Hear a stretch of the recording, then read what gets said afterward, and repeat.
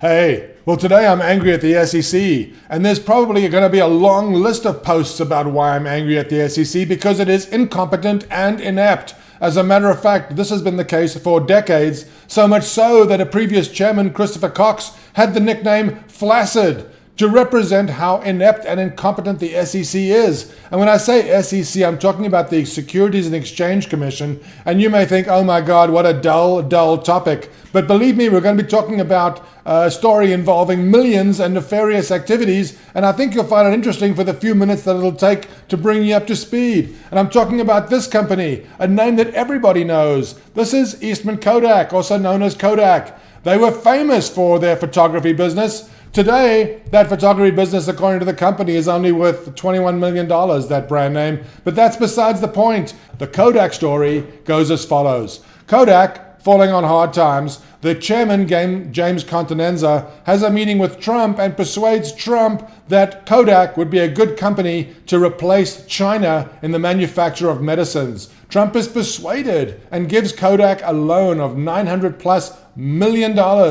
The day before this is announced, the board of directors issues stock to James Continenza that they claim is based on an understanding that was pre-existing, based on a transaction that took place at the beginning of 2019.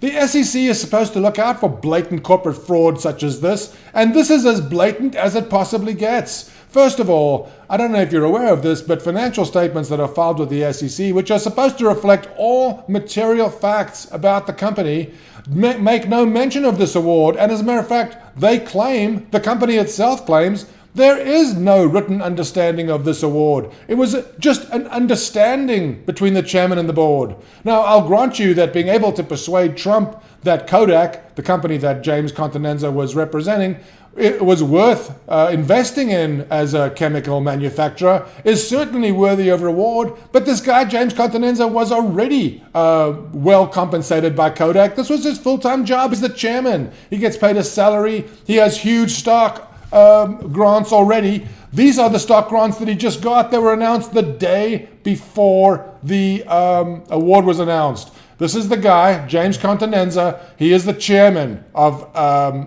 Eastman Kodak, and here is his award. And you can see almost 1 million shares at $3, 300,000 at $4, 300,000 at $6, 170,000 at $12.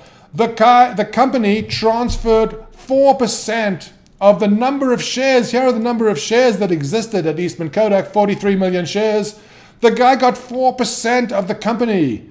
Now, he was already compensated. The law is that you have to declare all material financial facts. As a matter of fact, the chief financial officer who signs these statements to the SEC risks going to jail if they're false. How can the SEC possibly ignore such a blatant travesty? The guy is given stock based on an understanding that they claim has been in existence for over a year that is not in written form anywhere. That is the claim by the company, that it's not even in written form. I mean, my God, is the SEC not going to do anything to protect investors? When we see things like this happening, we know that the casino is rigged. Don't they care that investors are aware of what's happening here? I mean, this is as blatant as it gets.